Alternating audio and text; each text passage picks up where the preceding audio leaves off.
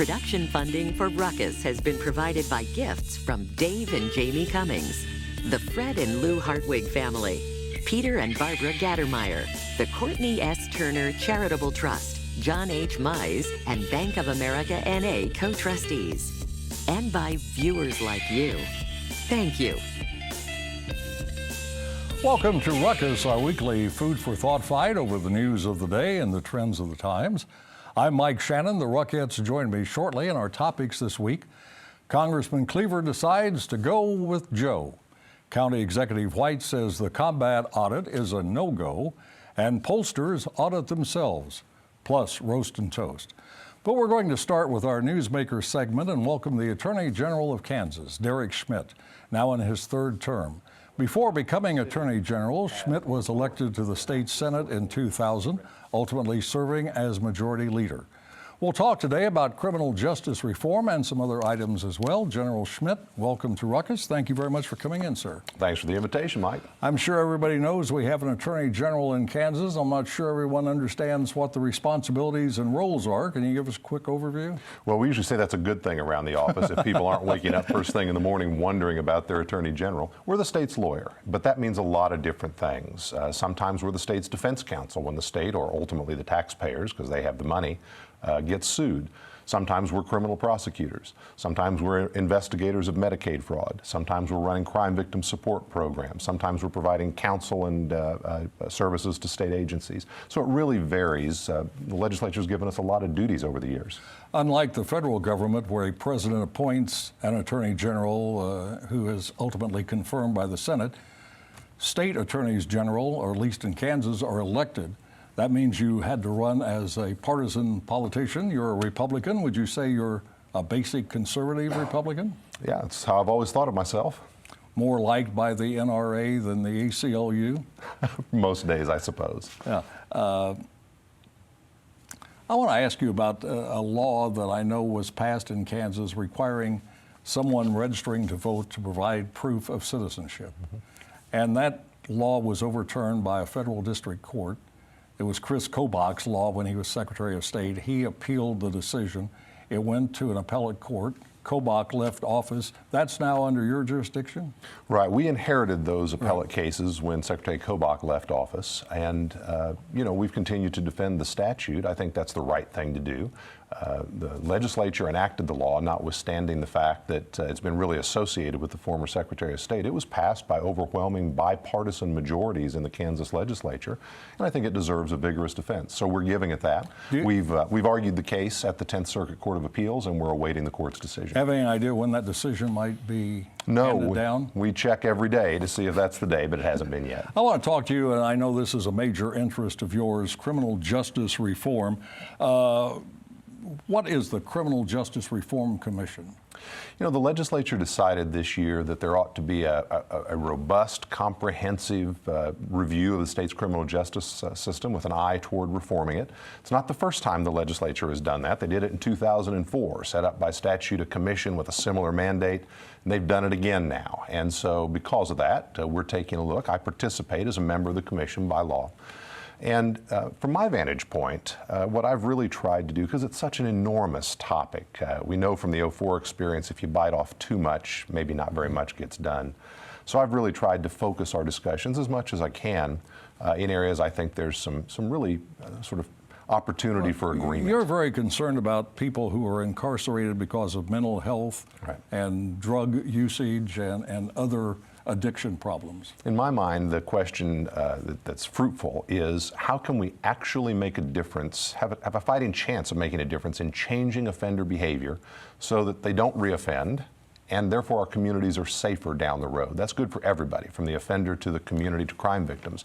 And that really requires, in my view at least, a focus on mental health interventions for folks whose misbehavior is motivated by some form of mental illness, and substance abuse intervention for the large majority of people in our prisons whose misconduct is motivated, at least in part, by their addictions. How costly do you think these reforms you're talking about would cost? How Potentially vary. I've really tried to ring the alarm bell going in because I don't want anyone to have what I believe to be the false notion that you can do criminal justice reform on the cheap.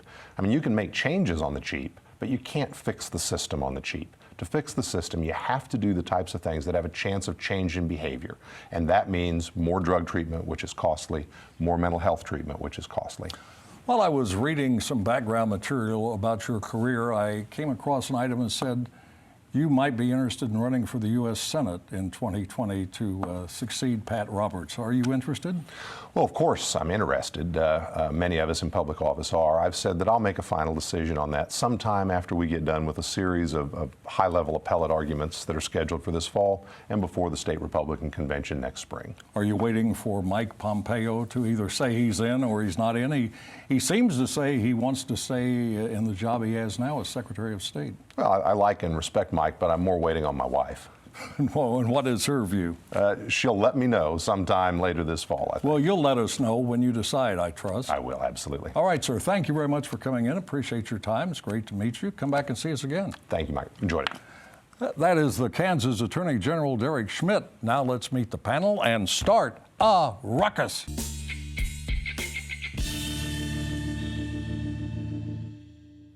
Michelle Watley is the founder of the Griot Group, a consulting firm. Annie Presley is a writer, publisher, and GOP fundraiser. Lisa Johnston is a columnist and consultant, and Dave Troppert is the president of the Kansas Policy Institute. Welcome to all of you. Good to have you with us. A lot to talk about. Glad to have you on board. Jackson County Executive Frank White says the audit of the combat program, a tax-funded anti-drug, anti-crime effort, is inaccurate, filled with misinformation. Prosecuting attorney Jean Peters Baker, who voters put in charge of the program last year, says the only misinformation in the audit she ordered came from White and his staff. The combat audit says billions of dollars have been misspent by White's administration and the administration of his predecessor, Mike Sanders, who's now in prison for a crime not related to combat. There is a lot of pressure on White because of this issue and several others, including, but not limited to, the property tax controversy, the jail, and his personal finances. Some call for his resignation. Do you think that's likely, Michelle? Not from what I can tell. His essentially denial or essentially backlash of what the reports found and what the audit found, I mean, it's just telling that if he doesn't believe that the report is accurate, I don't see where he then feels the need to resign, even with all of the pressure that he's facing. Yeah, he says the audit is not correct, but the auditors have issued a report saying that they've rechecked it and it is essentially correct. But let me ask that same question to you, Annie. Do you think there's any likelihood that Frank White's going to resign? Well, I don't know that he'll resign. There's probably more and more pressure on him to do so because there are other topics that are kind of piling up behind him, and this one's just been recently added. But about combat in particular, previous administrations have used combat funds sort of to pay other bills, which is what this BKD audit revealed. So, I mean, it's probably not smart business, and it's probably an opportunity to clean up this budgeting process, but it's not something independently that he's done sort of out of the blue. It's been done before. But that's the problem. The money is to fight crime and fight drugs, not to pay people to travel or to use as salaries for other jobs. Exactly, and that's what's been going on, and it was clear it was in the Sanders administration as well. So he's maybe before that as well. Perhaps before also. that. Yeah. Mm-hmm. Lisa, do you have confidence now that with Jean Peters Baker in charge, the program will be run correctly? Well, hopefully there will be improvements. Certainly it's good that there's an audit going on, and it's very, very frustrating because it's exactly this kind of activity that undermines the people's confidence in their elected leaders. You know, there's a lot of discussion about, well, this doesn't rise to the bar of being illegal. Yes, but it's still unethical, improper, and lacks integrity. And we need to expect more of our elected officials than what we're seeing with what's going on here. Dave, you think there's been any evidence that this combat tax has done any good in reducing crime and drug use in Jackson County? No, but that's not surprising. Government's typical reaction is to throw someone else's money at a problem instead of looking at what are the underlying causes and trying to do something about that with existing resources. Government at all levels, city, county, state, federal, thinks that if you just throw someone else's money at it, then it looks like they're doing something, but really not. Probably the bigger issue is this question about the property tax and the dramatic increase. And Frank White came out with an idea, Michelle, to cut the county's level by $3 million. And the legislators have refused to do that. And others have said, well, that would make hardly any difference at all. So I don't know what they're going to do, Annie. Who knows what they're going to do? They have so many issues now that need to be addressed. But the property tax one is actually quite interesting because only certain households were affected. And they need to go back probably and take a look at that because it was fairly dramatic. Some got as much as a 25% increase on their property taxes. The property tax is based on several organizations like city and the school district, library, et cetera. And I believe there's now a report that the school district is not going to cut the level of taxation. No, the school district now says they're going to happily accept their 23% tax increase and almost making it sound like they're entitled to it. It's craziness what's happening to property taxes, and it's gotten a lot of headlines in Missouri certainly, but property taxes are a big issue in Kansas as well. There's never been much taxation for the school district in Kansas City, Missouri. No, and that's a great example of if you throw money at it, it'll fix it. Lisa, at City Hall, Troy Schulte, the city manager who's been there about a decade, has announced that he's going to retire at the first of the year, no doubt with a very good pension because he was at the city longer than the 10 years he served as city manager. Is this going to be a big deal, finding a new city manager? Well, that's a very important position, and so it is a big deal in the sense that you want to find someone who's very competent and trustworthy, who can work well and manage things. And so, yeah, it's extremely important that they get someone excellent for that role. I don't think most people in Kansas City, Missouri, or anywhere else for that matter, really understand how significant a city manager is in a city manager form of government. I mean, this is the guy or woman who makes some of the key distinctions and decisions, not the mayor and not always the city council. Budget. It's all about the budget. This job is a very, very strong job. And what I love particularly about Troy Schulte is that he kept a very low profile and he was very capable of managing conversations around the budget and different topics and was just really clear about moving forward in a quiet way. Not only the budget, but the city manager also oversees the different departments that run the city. So, I mean, it is a very strong position for someone to have in Kansas City government. So it's going to be telling to see how and who is set up to replace Troy. He may have had a sense that with a new mayor and 6 new members on the city council, it was probably a good time to think about retirement and moving on. We will move on. Some Democrats have their doubts about Joe Biden becoming the party's nominee for president.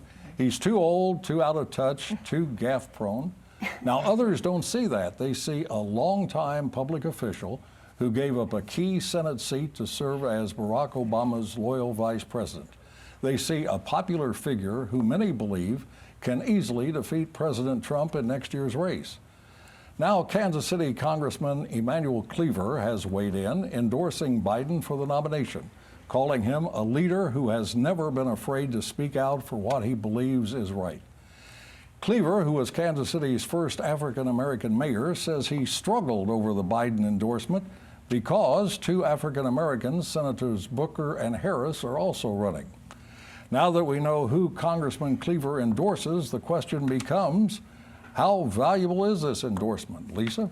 Well, I think it was helpful in the shadow of the last debate when Joe Biden gave a clumsy, semi-incoherent response to a question about racial inequality and reparations, ending with him talking about playing record players in African-American homes. And then woke liberals, there was an outcry with them saying that this is disqualifying, he should not be the nominee and so forth. And so I think that the congressman was coming forward to indicate that, despite the inelegance of the debate response, that he still sees all the good that Joe Biden has done, and he wanted to give a stiff arm to the woke liberal outrage. And you can kind of see that in some of his commentary, where he notes that millennials don't understand the history of everything that had been done. So They don't? Yeah, news to you, right?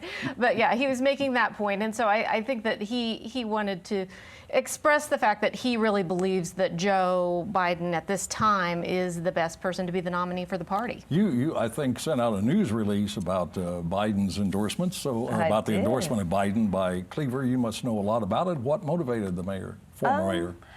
I think a number of factors that Lisa just mentioned probably did. His history with Biden, the time that they've probably spent in Congress working together, I imagine a lot of that played into it. And of course, he had to mention that. It was a tough decision because with two African-American candidates in the race, there was probably an assumption that he would support either one of those candidates. But Congressman Cleaver, initially, when former President Obama and Clinton ran against each other, he was a staunch Clinton supporter and had been for both, for the entirety of the term. So I think it's an important endorsement, especially as candidates begin to vie and jockey for other members of the Congressional Black Caucus to show their support, because it becomes important when you look at the timeline trajectory of the elections, essentially. What happens in South Carolina, is dependent upon. Is Cleaver influential in the Congress? He used to serve as head of the Congressional Black Caucus.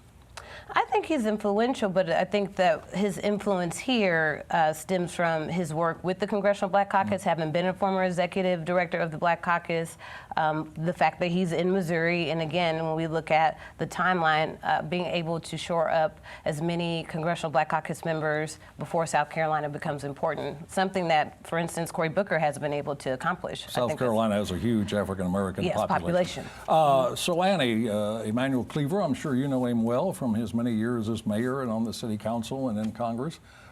He's now endorsed the impeachment of President Trump. Did that surprise you at all? No. This is generally a party line effort, and so that's not a surprise at all. I think Emanuel is a really great guy, and I think he's pretty well in tune with his district. And I think he believes that if they get the right presidential candidate, and he's chosen Biden, that Missouri can go Democrat in the campaign this round. So he's being strategic in the decisions that he's making and appropriate to his party. Dave, it seems like the perpetual impeachment activity continues, as you would expect, something that is perpetual to do.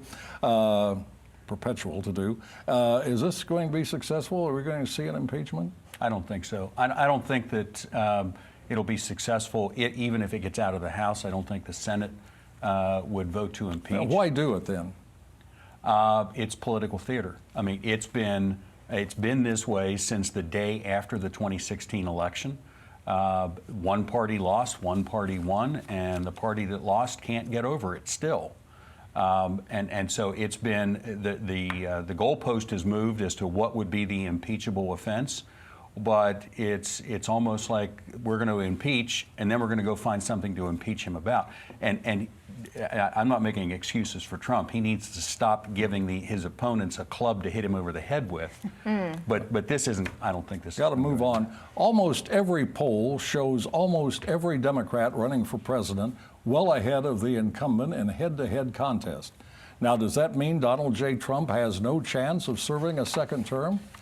If you believe professional pollsters, the answer is no. A recent Kansas City Star headline put it like this: pollsters say Trump closer to Dems than current polls on race suggest. Now, some pollsters quoted in the story still believe that 2020 could be a blue wave election, giving Democrats control of the White House and the Congress. But others say the election is still winnable for Trump, who is good at sharpening the negatives of his opponents. Lion Ted, Little Marco, Crooked Hillary, Sleepy Joe, Pocahontas, etc. So, how should we react to polls? Trust them, ignore them, or do something else, Dave? It's a case-by-case situation, Mike. I mean, polls can be very valuable, but really every poll depends upon how well informed the participants are. So if you ask someone today, for example, who would you vote for president, the answers you get depend upon how well informed those participants are of all the candidates. And most of them, we know, really aren't that well informed. So it's really early. Polls can shift. So something on these kind of beauty pageant polls, the results can shift dramatically over time. And not only that, but the quality of the polls themselves varies widely from pollster to pollster. I'm going to give two quick examples from this past week. There was a Fox poll that showed Biden up 14 over Trump and an Emerson poll that showed him up 1. And the samples were completely different. The Fox poll was 49% Democrat, 39% Republican, 12% independent, and the Emerson poll had a better sample that was more representative, 38% Democrat, 34% Republican, 28% independent. So some of these polls are garbage in, garbage out. If the sample doesn't represent the electorate, you can't put too much weight on the poll itself. And there was a Fox poll I saw that had virtually every Democrat beating Trump. And then there was a question, who do you think will be elected president next year? And the answer was Donald Trump by a plurality. Right, so how is that a how does that consistent happen? result? Yes, exactly. You ever been polled, Annie? Oh yes, and I've been part of a big team who did a lot of polling on several different campaigns. There are two very valuable indicators in polling. One is your political party, and the other is fundraising. So even when a person decides to run for president, they have to go around and do an exercise called shopping, and you go to different markets and you just see who's going to write a check. And that's how you decide whether or not you have any viability to run for president. It's still a very, very effective way to figure that out, and it is considered a polling technique. So there are very specific techniques that are indicative, and I would say the bloodbath of what's going to happen in the Democratic primary is what furthers Trump to be a winner because of the fight in the Democratic primary. Michelle, you're a political consultant, I think, as well as a consultant for other kinds of activities. Do you ever use polls? Yeah, but they're not the kind of end-all be-all. You don't base everything on your polls. They serve as a guide. They help give you a sense of what's going on the ground, but they can't be the end-all be-all when you're just making strategic decisions about how a candidate should run their race, especially in the wake of how polls are conducted. Now, some of the polling is done online. So when you look at, between phone calls, polling online, and all of the different methods used to collect this data, along with the sample size and all these other factors, you can't possibly get a very accurate read on where people are. I mean, even when they were doing polling to see where Trump was, what they found was that a lot of people, when he was running for president, what they found was a lot of people weren't being honest about how they were going to vote. Why would they do that? Well, I could guess a number of reasons why they wouldn't be totally honest about who they're going to vote for, but what you tell a pollster and what you do in the ballot box can be totally different. At least I used to, when I was on radio during elections, I'd get calls where people would say these polls are rigged. But really, pollsters don't want to rig polls, do they? They're in business to do polls and make money, and they're not going to make money and get clients if they're wrong all the time. For the most part, most reputable pollsters don't want to rig things, although it is interesting. I think sometimes pollsters should know that their sample was too far off to really report a poll as accurate, although the earlier on it is, the more willing they are to do that, because as it gets closer to the election, they try to tighten up the samples and make sure they're more accurate. But earlier on, they're a little more liberal, a little more loose. And the tricky thing about presidential races is all these national polls don't give us the data we need, because it's state-by-state races for the Electoral College, and there's not as many quality polls in the state-by-state Well, that's going to be level. abolished anyway, the Electoral College. Well, not yet. Now it is time for Roast and Toast, where the Ruckettes have 30 seconds each to report, retort, or distort. And we start with Lisa. My roast is for Democrats with a polling average of less than 3% who are remaining in the presidential race. If after 3 national televised debates you don't have momentum, it's time to face the fact that you're just not resonating with voters. These low pollers staying in the race leads to desperate attention-seeking stunts like we saw in the last debate. And every minute spent covering and every dollar donated to these languishing candidates is a waste of resources that could be devoted to someone who could actually have a chance to be the nominee. All right, Michelle. I want to give a toast to former Representative, now Councilman Brandon Ellington, for bringing up the decriminalization of low-level possession of marijuana to the City Council and to community members who came out to support that initiative. I think the ordinance is in line with what the people want at a state level, which is evidenced by the ballot initiative for medical marijuana, the prosecutor's office not prosecuting these type of cases. Although it's on hold, I hope to see it move forward, and I hope he continues the fight. Dave. A roast to Kansas Governor Laura Kelly. Her Council on Tax Reform is brazenly designed to raise taxes on Kansas families once again, even though they've suffered 3 consecutive years of state income tax hikes. Instead of taking money to grow government, she should reduce the tax burden on every Kansan. Annie. I would like to toast Troy Schulte. He has been an amazingly successful and humble city manager for the last 10 years, and I wish him well on his future endeavors. All right, and finally, the Campus Reform website reports a growing number of unusual courses at colleges and universities. They include belly dancing, the wizarding world of Harry Potter, and tailgating, a class I assume meets only on weekends. My favorite is one titled Adulting, where students learn such things as how to pay bills. I propose a class titled Common Sensing, designed to teach students not to take the courses I just mentioned. Full disclosure, I have no beef with tailgating. And that is Ruckus for this week. Back next Thursday at 7. Now for the Ruckus and crew, Mike Shannon saying thanks for watching and good night.